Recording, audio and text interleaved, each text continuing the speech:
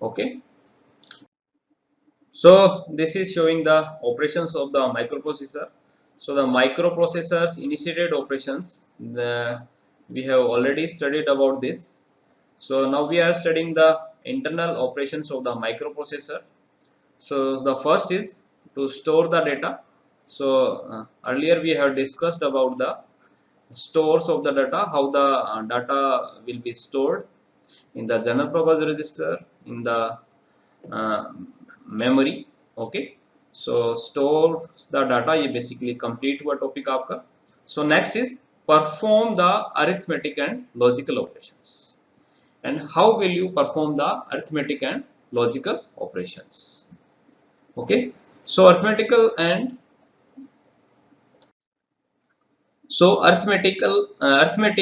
logical operations are being performed by the ALU. Okay, and this 8086 microprocessor is having 16-bit ALU because data कितने bit का है आपके पास में, data आपके पास में 16 बिट का, मीन्स 16 बिट के डाटा को आप क्या करोगे, मैक्सिमम 16 बिट का डाटा एट ए टाइम क्या कर सकते हो आप, अरिथमेटिक ऑपरेशन उस पर परफॉर्म कर सकते हो, लॉजिकल ऑपरेशन उस पर परफॉर्म कर सकते हो. So for 8086 we have 16 bit ALU. Okay, so we are discussing the internal operations of the microprocessors. So there are some internal operations, those are being performed by the microprocessors. So stores the data, ये हमने discuss किया अभी, perform the arithmetic and logical operations with the help of ALU, and the stores the data with the help of registers. So we have discussed different type of registers. So now testing for the conditions. So this operations is being performed with the help of flags. Okay, so let us discuss about the flag. So next is testing for the conditions, and these are performed by using flag register. So in 8086 microprocessor, 16-bit flag register.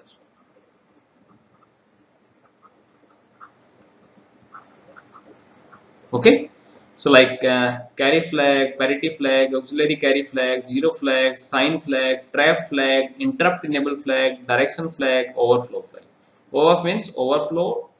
Okay, DF means direction flag, interrupt enable flag, and this is what trap flag, sign flag, zero flag, auxiliary carry flag, parity flag, and carry flag. Okay, so six flags are called stateless flags or condition flag, conditional flags. So these flags are carry flag, parity flag, auxiliary carry flag, uh, and zero flag, sign flag 1, 2, 3, 4, 5, and overflow flag. And three control flag are trap flag, directional flag, and the interrupt enable flag. Interrupt enable flag. Okay, so start from the carry flag. So start from the carry flag.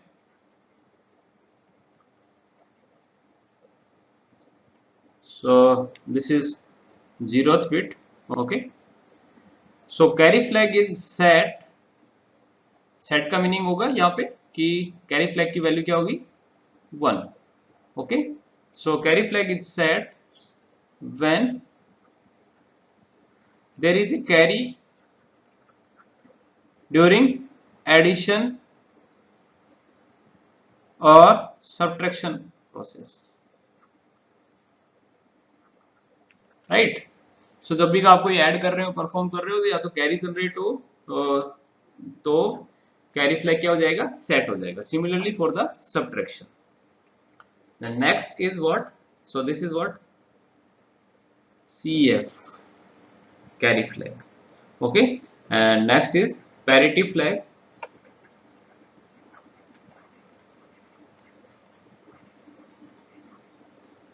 Then parity flag is set when lower byte of the result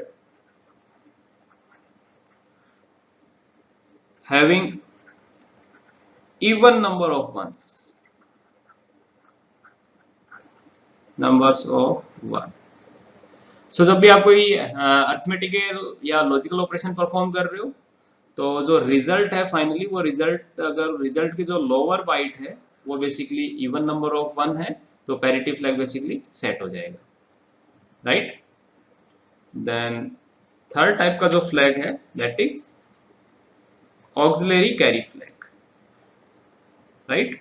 so auxiliary carry flag is set when there is a carry from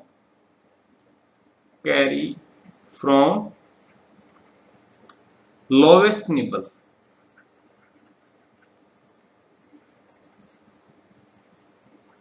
lowest nibble कौन सा हो जाएगा, B3 bit से। सो suppose आप कोई addition perform कर रहे हो, तो B3 से B4, सपोज ये B3 बिट से B4 के साइड कोई कैरी मूव हो, तो उस time auxiliary carry flag basically क्या हो जाएगा, सेट हो जाएगा। और ये तो कैरी तो कब होगी, जब कोई आप एडिशन परफॉर्म कर रहे होंगे। और सपोज अगर आप परफॉर्म कर रहे हो सबट्रैक्शन, तब क्या होगा, कैरी की जगह borrow. So if there is a borrow from lowest nibble, that is B3, during the subtraction process, then auxiliary carry flag will be set. Then next is zero flag. So zero flag कब set होगा, basically जब आपने suppose कोई भी result, आपने कोई arithmetic operation का result, या फिर आपने कोई भी चीज सपोज कंपेयर किया कि इन दोनों चीजों को, सो उसका रिजल्ट अगर 0 हो तो कैरी फ्लैग क्या हो जाएगा, बेसिकली सेट हो जाएगा, okay. Next is sine flag. So sine flag basically कब सेट होगा, सो जब रिजल्ट नेगेटिव होगा। सो जब सपोज कोई भी आप ऑपरेशन परफॉर्म कर रहे हो तो रिजल्ट नेगेटिव हो, so basically sign flag basically क्या हो जाएगा, सेट हो जाएगा। और next is suppose, okay, basically one more thing about the sign flag, because आपने साइन रिप्रेजेंटेशन पढ़ा है। सो बेसिकली इसमें जो रिप्रेजेंटेशन यूज होता है वो टूज कॉम्प्लीमेंट रिप्रेजेंटेशन यूज होता है नेगेटिव नंबर के लिए, two's complement representation. So basically 8086 में टूज कॉम्प्लीमेंट रिप्रेजेंटेशन के थ्रू जो नेगेटिव नंबर्स हैं वो रिप्रेजेंट करते हैं, ठीक है। Then next is trap flag.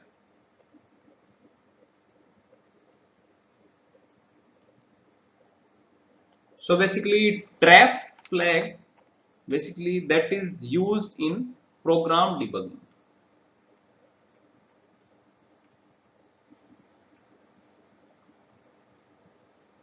Programme debugging में बेसिकली यूज होता है। सो जब भी ट्रैप फ्लैग बेसिकली 1 होगा, दैट इज कंट्रोल फ्लैग में आता है बेसिकली। सो बेसिकली जब भी आपको प्रोग्राम डिबग करना है, ठीक है, और तो आप क्या कर सकते हो कि ट्रैप फ्लैग को 1 सेट कर दो। सो जब जैसे ही ट्रैप फ्लैग को 1 सेट करोगे, सो माइक्रो प्रोसेसर जो होगा वो क्या होगा, सिंगल स्टेप एग्जीक्यूशन में चला जाएगा, सिंगल स्टेप एग्जीक्यूशन में चला जाएगा। सो जैसे ही सिंगल स्टेप एग्जीक्यूशन में जाएगा, so each instruction of the micro processor will get interrupted. And जब भी ओके सिंगल स्टेप एग्जीक्यूशन में जब भी माइक्रो प्रोसेसर में गया, माइक्रो प्रोसेसर एंटर हुआ, तो each instruction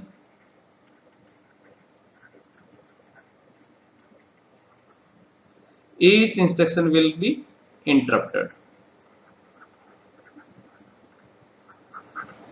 So when microprocessor is interrupted, then it will stop to execution of main program. सो जो भी मैन प्रोग्राम वो एग्जीक्यूट कर रहा होगा वो उसको स्टॉप कर देगा और वो फिर एक स्पेशल प्रोग्राम के साइड मूव करेगा, बेसिकली स्पेशल प्रोग्राम पे मूव करेगा और स्पेशल प्रोग्राम को बेसिकली बोलते हैं क्या, इंटरप्ट सब सर्विस सब रूटीन। ये बेसिकली हम आगे पढ़ेंगे जब भी इंटरप्ट रूटीन RUTIN सब routine. So basically what is happening, so when trap flag is 1, then microprocessor will enter into the single step execution, and when microprocessor enter into the single step execution, then each instruction of the microprocessor will get interrupted, and then microprocessor will stop the execution of the main program and it will move to a special program that is called interrupt service subroutine, or that program allows to display the contents of memory and register. Okay, so after displaying the contents of the memory and the register, we can identify the content of the memory and the register, and we can check the particular instruction is correct or not.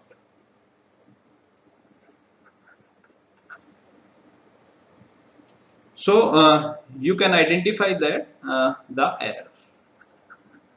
So basically ये trap flag set कब करते हैं, जब भी suppose आपको find out करना हो कि प्रोग्राम में एरर क्या है बेसिकली। सो इसी प्रोसेस को बोलते हैं on chip debugging. Debugging basically program debugging के लिए बेसिकली यूज करते हैं इसको, right.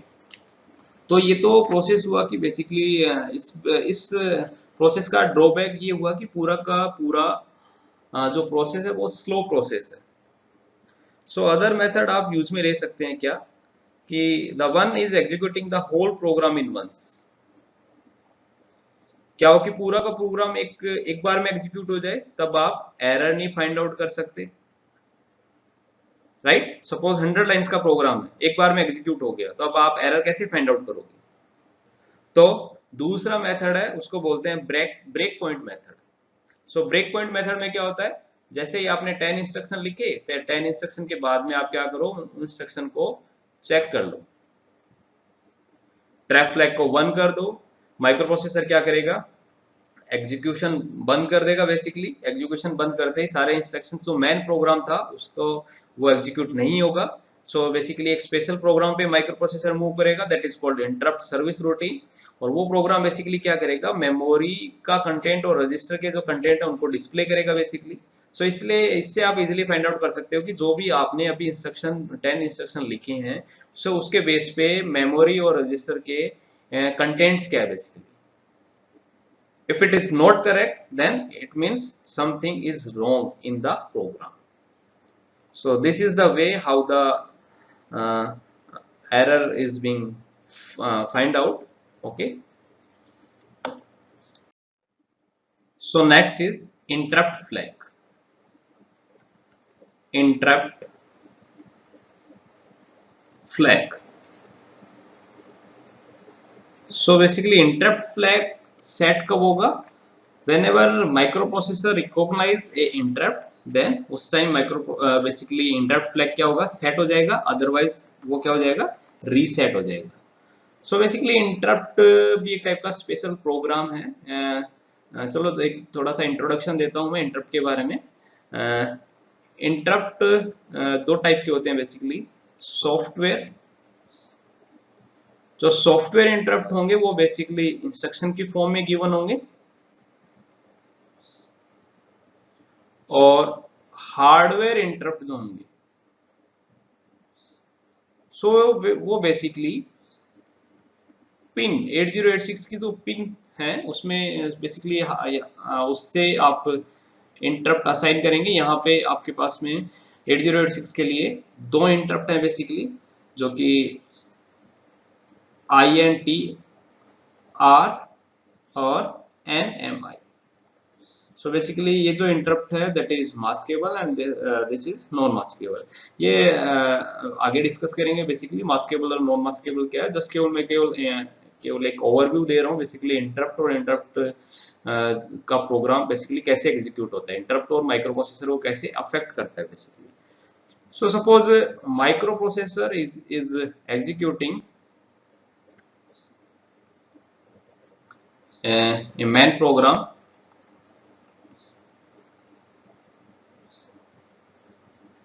and that time instruction pointer will hold the value of the address of the instruction that is going to be executed. So if that time suppose microprocessor receive the interrupt, so what will happen? So the value of the this address that is being held by the instruction pointer, so that will be stored in a memory, and now microprocessor will move to a special program,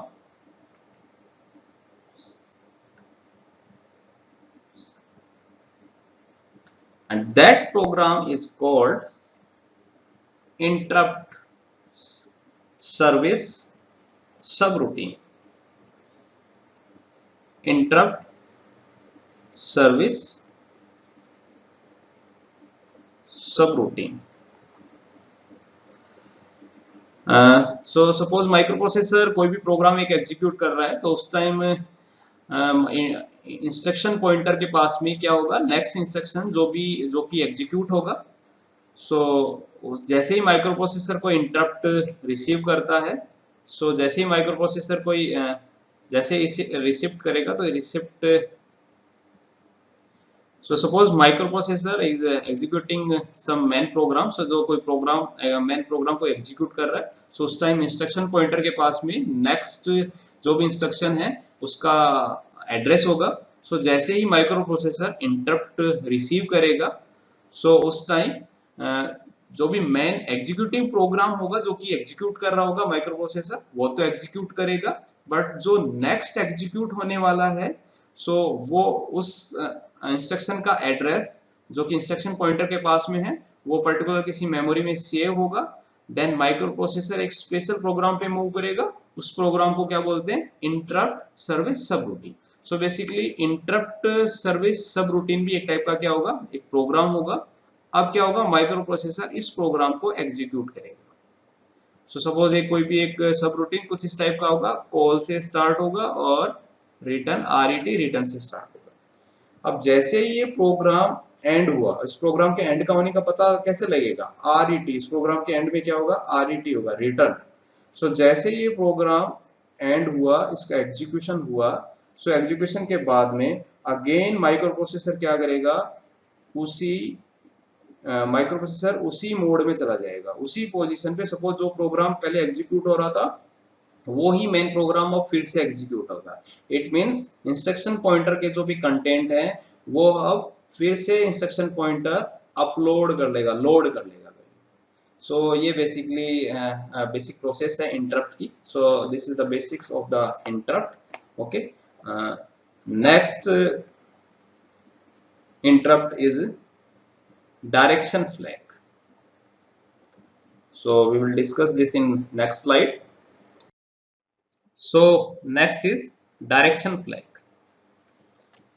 So if direction flag is 0, then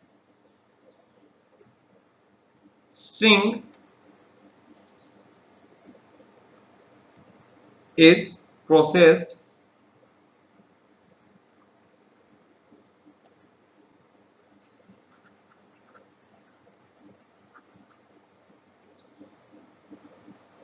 beginning from lowest address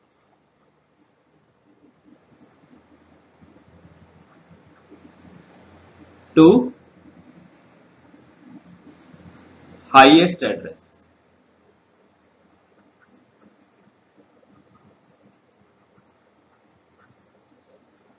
और if suppose direction flag अगर 1 होगा तो string किस manner में process होगा, highest to highest address to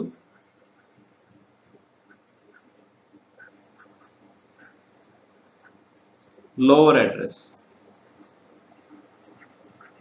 okay, so ये basically हो क्या रहा है कि डायरेक्शन फ्लैग का भी 0 तो स्ट्रिंग इज प्रोसेस, मीनिंग क्या है बेसिकली. सो ये बेसिकली स्ट्रिंग जब भी आप सपोज एक ब्लॉक को दूसरे एक ब्लॉक डाटा को दूसरी ब्लॉक में मूव कर रहे हो तब ये बेसिकली यूज होता है. सो this is use whenever you want to transfer one block of data from one location to another place.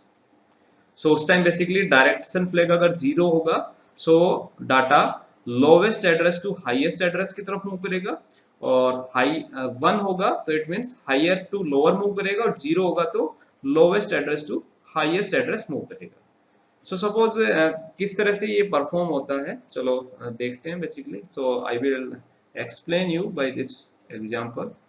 Suppose आपके पास में एक ये मेमोरी है, ओके और इस मेमोरी में आपके पास में दो सेगमेंट है. Suppose this is segment 1, suppose this is segment 1 and suppose this is segment 2.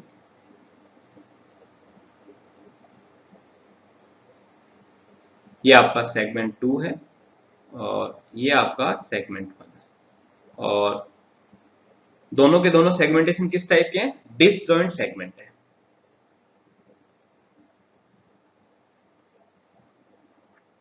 Disjoint segment. So suppose ये आपका सोर्स है,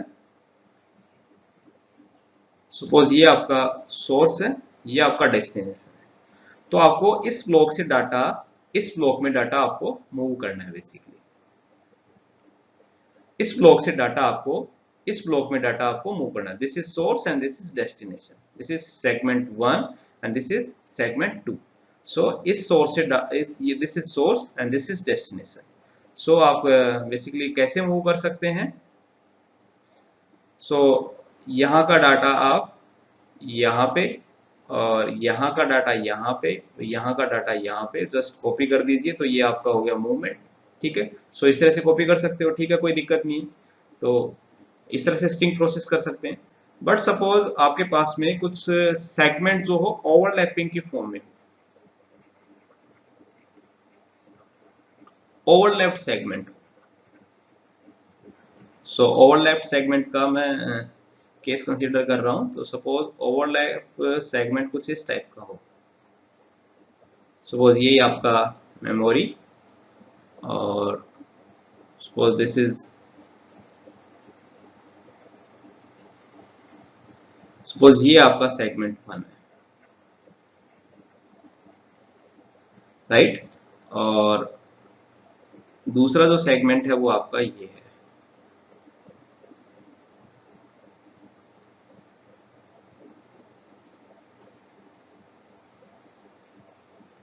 कुछ इस टाइप का.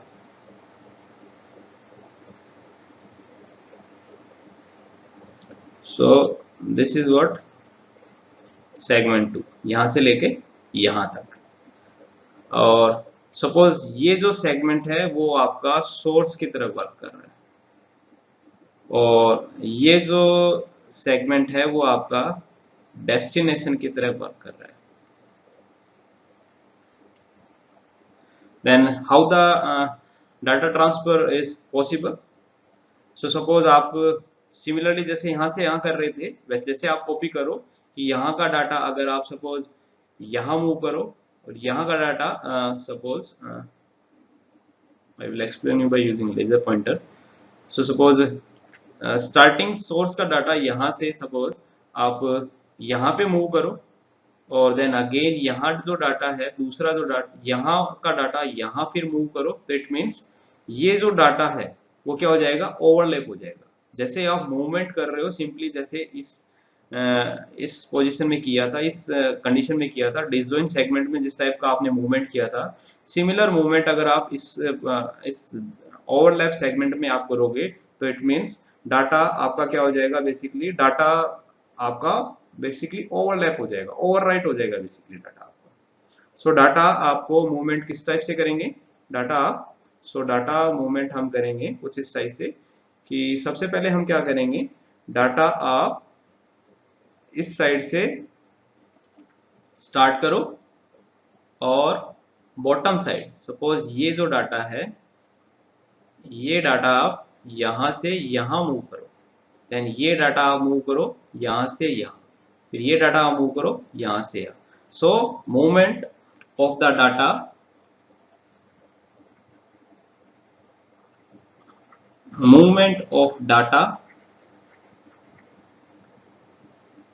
will will be from bottom side of the source segment, otherwise content will be overwrite. Okay, and suppose we have another case. So now we have another case for the overlapped segment.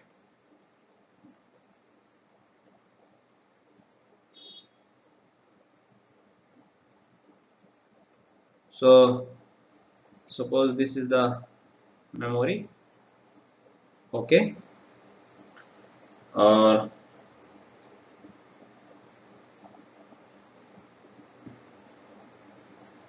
and suppose this is segment 1, this is segment 1, and this segment is what, destination, means data आपको यहाँ पे transfer करना है। And another one, just for this is segment 2. One more thing, the size of the segment 1 and segment 2 is same. Okay, so now how the data transfer will take place. So now this time its data transfer will be suppose okay, this is what, source. So data transfer, the movement of the data will be from upside, so like this. So starting from this to this, this to this, okay, and then this to this, this to this.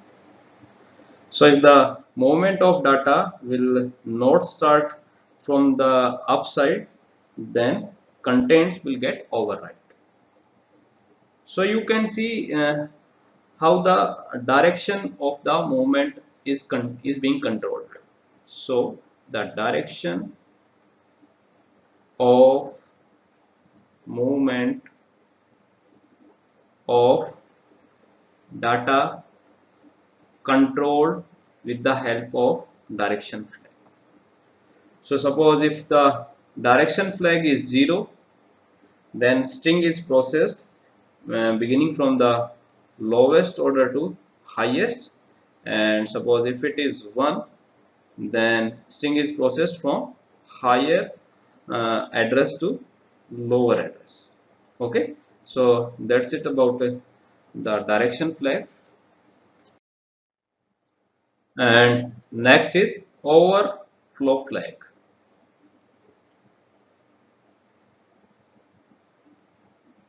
So overflow flag क्या होगा, suppose कोई भी आपने result compute किया, तो उस time कोई भी ओवरफ्लो हुआ, तो उस टाइम ये फ्लैग क्या हो जाएगा, 1 सेट हो जाएगा। एंड सपोज साइंड ऑपरेशन के लिए क्या होगा, साइंड ऑपरेशन के लिए सपोज 8 बिट में आपने रिप्रेजेंट किया हुआ डाटा, तो 7 बिट का आपका क्या होगा, मैग्नीट्यूड, ये तो आपका क्या होगा, मैग्नीट्यूड,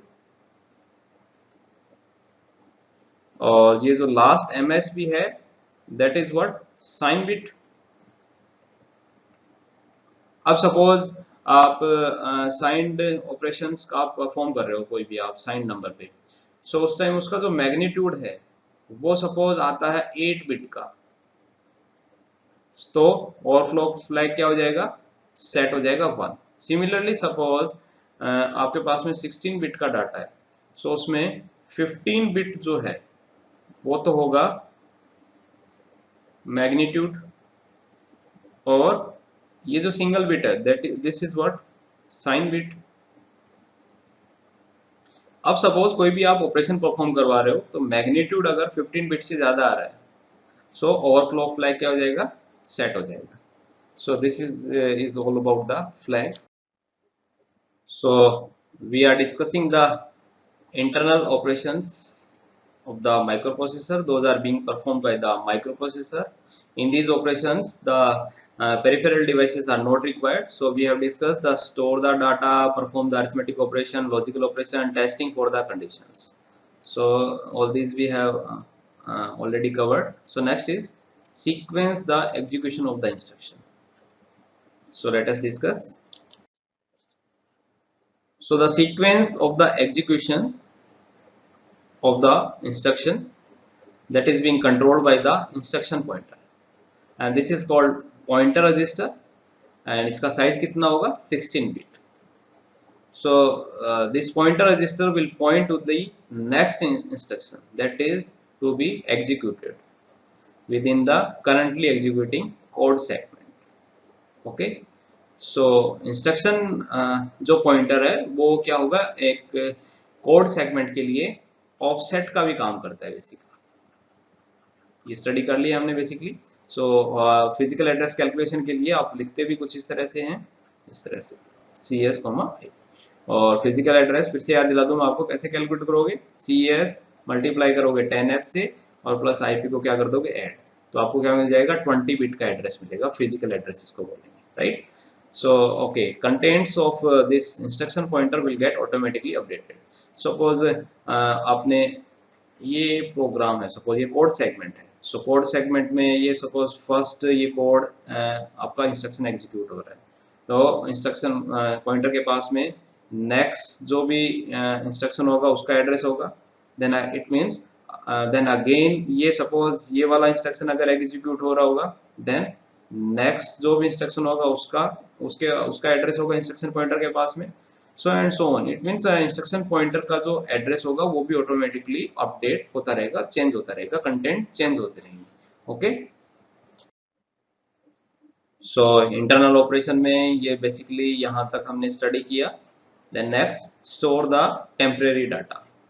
सो टेम्परेरी डाटा बेसिकली स्टोर होगा किसमें, स्टैक में basically. Okay, with the help of stack. So let us discuss about the stack. So temporary data is being stored in the stack segment, and this is the memory of that follows this rule, last in first out. Okay, and offset for this segment is what, stack pointer. Okay, suppose ये आपका एक memory है,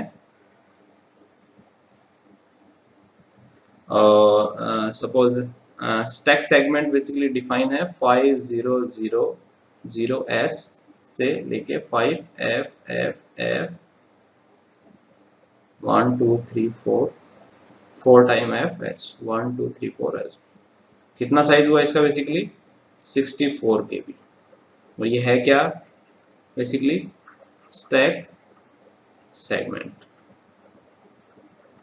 अब आपसे पूछे कि stack segment register SS की value क्या होगी, स्टैक सेगमेंट रजिस्टर की वैल्यू क्या हो जाएगी, ये हो जाएगी basically base value, stack segment की बेस वैल्यू।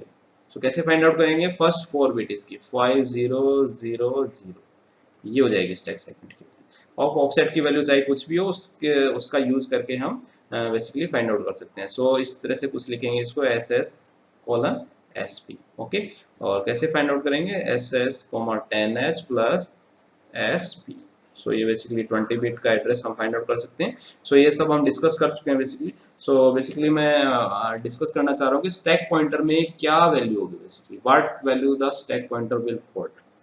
सो सपोज यहाँ पे डाटा सेव है 32H 52H and 12H and suppose FFH and so on. suppose data है 3EH and suppose 3FH कोई पर्टिकुलर जिस लोकेशन पे है उस लोकेशन को मैंने लिखा, इस लोकेशन को मैंने बोला 55005H। ओके, ये इस पर्टिकुलर लोकेशन पे ये डाटा स्टोर है आपका 3FH, कुछ इस टाइप का डाटा, कुछ भी हो सकता है। तो अब आपसे पूछे कि स्टैक पॉइंटर की वैल्यू क्या है बेसिकली। सो स्टैक पॉइंटर, स्टैक सेगमेंट की वैल्यू तो आपने बता दी। स्टैक सेगमेंट की वैल्यू क्या होगी बेसिकली, इसका बेस, स्टार्टिंग स्टैक सेगमेंट कहां से स्टार्ट हो रहा है उसकी बेस वैल्यू, उसकी 4 डिजिट जो होगी वो हो जाएगी स्टैक सेगमेंट की वैल्यू। लेकिन आपसे पूछे कोई स्टैक पॉइंटर की वैल्यू क्या होगी, सो stack pointer will hold the value of the top of the stack. Yes, top जो वैल्यू है बेसिकली सपोज, और बाकी मेमोरी में टॉप एलिमेंट जो है वो 3FH है, और वो कौन सी लोकेशन पे स्टोर है, वो 5550H पे स्टोर है। सो स्टैक पॉइंटर की वैल्यू क्या हो जाएगी, लास्ट 4 डिजिट जो होगी बेसिकली वो ये 5005H। स्टैक पॉइंटर में बेसिकली ये स्टोर होगा basically. So stack pointer will hold the value of the what, offset value hold करेगा बेसिकली, राइट। ये समझ में आया, क्लियर हुआ एग्जांपल आपको कि 500H में क्या वैल्यू स्टोर हो रही है, 5005 स्टैक पॉइंटर की वैल्यू क्या स्टोर हो रही है, ठीक है। और ये कितने बिट का है स्टैक पॉइंटर, बेसिकली 16 बिट का। So we are discussing the basic operations of the microprocessor. Those are being performed by the microprocessor. So microprocessor initiated operations, internal operations, externally initiated operations. So we have discussed this one and this one. So now externally initiated operations. So externally initiated operations means externally peripheral devices के through कोई भी operation initiate होगा, like reset, ready, interrupt and fault. So let us discuss.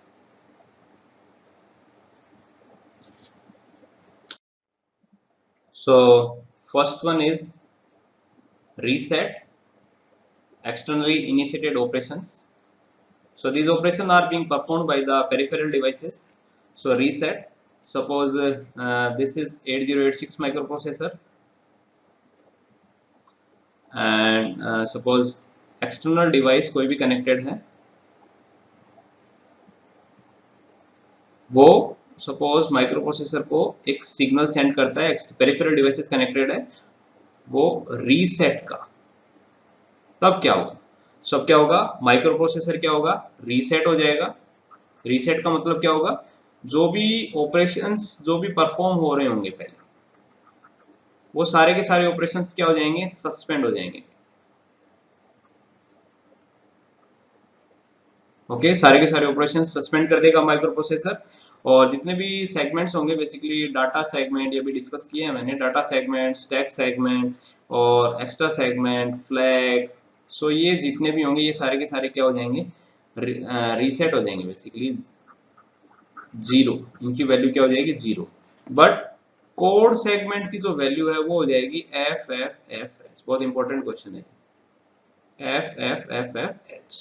Okay, और जैसे ही suppose reset zero होगा, again जैसे ही reset one था, so code segment की वैल्यू क्या होगी, FFFFH। अब उसके बाद जैसे ही सपोज रीसेट जीरो हुआ, तो उस टाइम फिजिकल एड्रेस की वैल्यू क्या होगी, ये पूछते हैं क्वेश्चन। आंसर दो, कैलकुलेट करो। तो आपको पता है कि कैसे कैलकुलेट करेंगे फिजिकल एड्रेस जब कोड सेगमेंट गिवन हो, तो code segment register into 10H plus क्या करेंगे, आईपी जो वैल्यू होल्ड कर रहे हो, आईपी का कंटेंट। तो कोड सेगमेंट की वैल्यू इस टाइम क्या है, FFFFH इंटू 10, तो ये क्या हो जाएगा, जीरो। ओके, इंस्ट्रक्शन पॉइंटर की वैल्यू क्या है, इसमें भी instruction this will be zero, और इंस्ट्रक्शन पॉइंटर क्या है इस टाइम, इंस्ट्रक्शन पॉइंटर भी क्या होगा, जीरो हो जाएगा, इंस्ट्रक्शन पॉइंटर की वैल्यू भी जीरो हो जाएगी। तो फाइनली आपके पास में फिजिकल एड्रेस क्या आएगा, ये फिजिकल एड्रेस आएगा। Okay, and the next is ready. So suppose कोई भी peripheral devices है, suppose peripheral device, suppose this is peripheral devices and peripheral devices is interfaced with the 8086. This is 8086 microprocessor. So suppose peripheral devices sends a signal ready, or if ready is 1, if suppose ready is 0, then microprocessor will enter into the wait state. If reset ready is 0, then microprocessor wait state में enter हो जाएगा. और अगर ready अगर 1 हो, then microprocessor will read the data from the peripheral through the data bus. और इससे पहले माइक्रोप्रोसेसर क्या करेगा, basically read operation, ready operation ये परफॉर्म कैसे होगा. मैंने बोला था आपको कि रेडी 1 होगा, देन माइक्रोप्रोसेसर बेसिकली क्या करेगा, पेरिफेरल डिवाइसेस जो भी है उससे डाटा को रीड करेगा. लेकिन उससे पहले क्या होगा, माइक्रोप्रोसेसर एक सिग्नल रिक्वेस्ट सेंड करेगा, उसको बोलेंगे डाटा रिक्वेस्ट सेंड करेगा बेसिकली, कि बेसिकली मैं इस डिवाइस से डाटा मेरे को रीड करना है कि आर यू रेडी. देन वो अगेन ये रिप्लाई करेगा कि रेडी, या if I am ready 1, then okay data read कर लो, 0 देन वेट स्टेट में एंटर हो जाओ. So this is what ready. Then interrupt. So interrupt भी एक टाइप का एक एक्सटर्नली इनिशिएटेड सिग्नल्स है. हमने अभी डिस्कस कर लिया है कि basically what is interrupt. Software hardware interrupt हमने स्टडी किया है बेसिकली. और सिंपली होल्ड भी एक टाइप का क्या है, एक्सटर्नली इनिशिएटेड सिग्नल्स है. डिस्कस हम आगे करेंगे. बेसिकली होल्ड हम डिस्कस करेंगे जब भी हम डीएमए करेंगे, डायरेक्ट मेमोरी एक्सेस, जब हम डिस्कस करेंगे. तो डीएमए कंट्रोलर जब डिस्कस करेंगे तब ये ऑपरेशन बेसिकली स्टडी करेंगे. Okay, this is also the externally initiated operations. Okay, so this is all about the operations of the microprocessors. Okay, so this is the summary of this lecture. General purpose register are of 16-bit and 8-bit. These are called pointer register and index register. This is instruction pointer or register. Okay, instruction pointer. And segment registers are code segment, data segment, stack segment, extra segment, and flag PSW like in 8085. Okay, a flag register. And next, this is all about the operation of the so base function of the registers. AX basically this is 16-bit accumulator that store the 16-bit result of the arithmetic and logical operations. Similarly, AL also store the 8-bit result of the arithmetic and logical operations. And similarly, BX is only the register that hold the address of the memory. Okay, this is the only register that hold the memory address. Okay, CX is what a count register. Suppose loop, rotate, shift register में counter की जो value, count जो value होगा वो CX hold करेगा. Similarly, data register will hold the value data. Okay, multiplication, division operation study किया था basically. Similarly, stack pointer will hold the offset address and top of stack of the memory. Example basically study किया है और अच्छे से देखें आप इसको. So next, base pointer is also pointer register. Similarly, source index and the destination index. This is destination index. So these index are being used together. Okay, whenever we have to transfer a string from one block to another block, so that time we will use the source index and destination index. So okay, thank you.